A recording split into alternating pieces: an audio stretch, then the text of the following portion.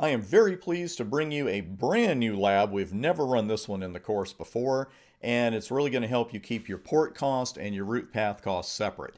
We were going to do it as a walkthrough, and I just looked at it and said, let's do this live. So I went down and tore a bunch of cables out and rearranged some stuff, and you'll see the new topology here in just a moment. We do have 3 switches involved in this one. But first, I want to introduce you to these terms, because if it's your first time at this particular rodeo, the terms are related and they even sound a little bit alike. You got port costs and you got path costs. So we need to be crystal clear on the differences here for the exam. Now, every STP enabled port on our switches, every single one that we've seen so far, even if it's been in blocking mode, it has an assigned port cost. And that cost is used to arrive at the switch's route path cost, the RPC. Now, the port cost itself is strictly a local value. It is not advertised to upstream switches or downstream switches or anywhere else. And the faster the port, the lower the port cost. Now, I'm going to show you a couple of port costs later in a table, but the one you should really be familiar with, especially here, is the default port cost for a fast Ethernet port, and that is 19. And actually, we'll just go ahead and verify that here on switch 1 with show spanning VLAN 1. And we've seen all the root ID and bridge ID info and worked through that. But right down here, there's the cost. And this is the STP port cost. And for a fast Ethernet port, that is always going to be 19. Now, the route path cost, this is a cumulative value, and it is reflecting the overall cost for the switch to reach the route via its route port.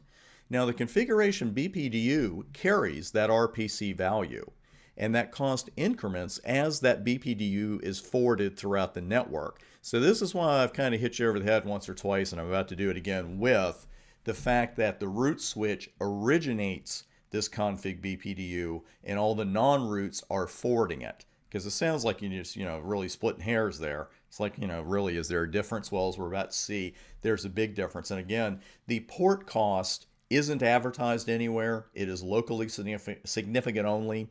And the route path cost is cumulative, and it is going to be advertised via these BPDUs. Here is the network that we're going to work with in this particular lab. Switch 1 is still our root. Switch 2 and 3, they're different switches, but they got the name Switch 2 and Switch 3. But switch 1 is still the root. And the thing to watch here is that we don't have redundancy between any 2 particular switches. We don't need it for this lab because we're concentrating on the port cost and the route path cost. So switch 1 and switch 2 are trunking. Switch 2 and switch 3 are trunking. I did not put the interface numbers there because it really doesn't matter, but we will see it on the live equipment as well. I want you to get used to getting that info yourself. So you can see on switch 1, it's fast 11. We did move a cable too. So right now, let's see what's going on with this RPC. Now, when switch 1 originates the config BPDU, it's going to have an RPC of 0, which makes perfect sense because, switch 1 is the root. There shouldn't really be a cost to get to the root when you're already there.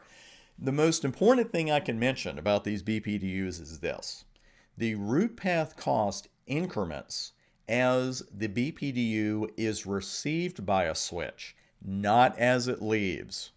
Not as it leaves.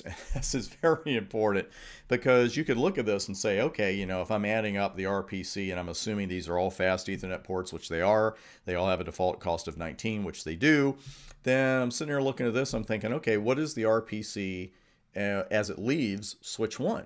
I need to go see what that port cost is. No, you don't, because it doesn't matter. The RPC only increments as the BPDU is received, not as it is sent. We'll actually verify that, and I want to show you another great little command. This one gets overlooked a little bit. It's a variation on show spanning VLAN because you do have some options here, and time does not allow us to go in through every single one, but a really good one to use here is root. And this is a good chunk of information because first off, it gives you the name of the VLAN in particular, and we didn't change the name, so you see the default name VLAN 0001.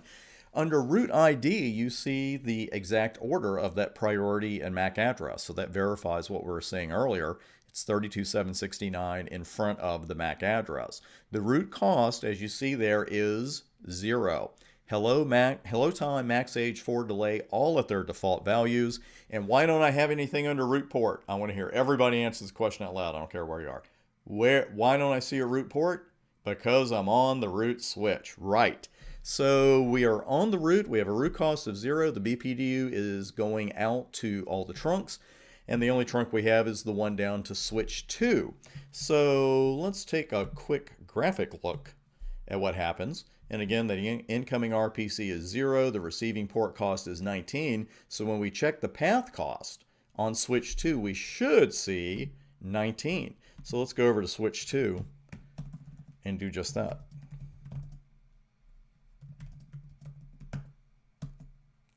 And there it is. So you get the root ID, and this is a great command to run, along with show spanning VLAN by itself, because it's given us the bid of the root right there, but we also see the root cost is now incremented to 19. And again, hello time, max age, forward delay, they're all still at their defaults as you would expect, and it even tells you what the root port is, and in this case, it's fast Ethernet 011. Let's go ahead and run show spanning VLAN 1 and see what we see. And you look at this and you might think, well, wait a minute, aren't we supposed to see a port in blocking mode here somewhere? Well, no, because there are no potential loops in this particular network. We've got one trunk from switch 1 to switch 2. We have another trunk from switch 2 to switch 3. So we're not going to see any ports put into blocking mode here. So we know the root port is 011, and we're looking good there. And those are a designated port. That's the one going to switch 3. And that also has a cost of 19, but does that matter? Does that matter in our calculations? No, it does not. Because again, that RPC only increments as the BPDU is received. So speaking of receiving, switch 3 is going to receive the BPDU that switch 2 then forwards, and it's going to have an RPC now of 19. And switch 3 receives it, and we're going to, that's next lesson, switch 3 is going to receive it, and we should see an RPC of 38, right? Absolutely. So let's go down to switch 3 and see what we can see.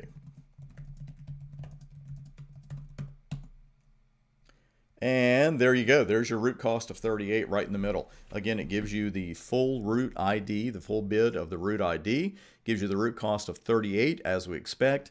Hello, max, and forward, all at the defaults, and it also shows you what your local root port is. So this is another great command to verify what a network map is telling you, whether it's on the exam, job interview, or real-world networking. If you're just looking at it and saying, well, let's figure out what the root port is. Show spanning VLAN 1 would give it to you, but so would show spanning VLAN 1 root. I really like this command because it gives you that cumulative root cost, and that's what we're really interested in.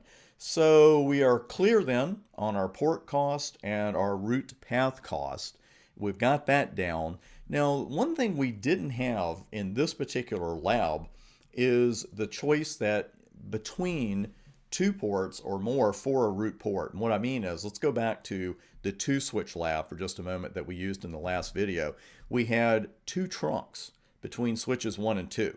Switch 1 was the root, so switch 2 had to make a decision which one of these ports is going to be my root. And we saw that it was the lower numbered one. Maybe there was a reason for that. I have a good feeling there is. When we come back, I'll have the original 2-switch topology back. We're going to dig into that a little bit more, maybe change some port costs, but at the same time, we will learn exactly how the switch chose which port to put into blocking mode to prevent a loop, and that is coming up next.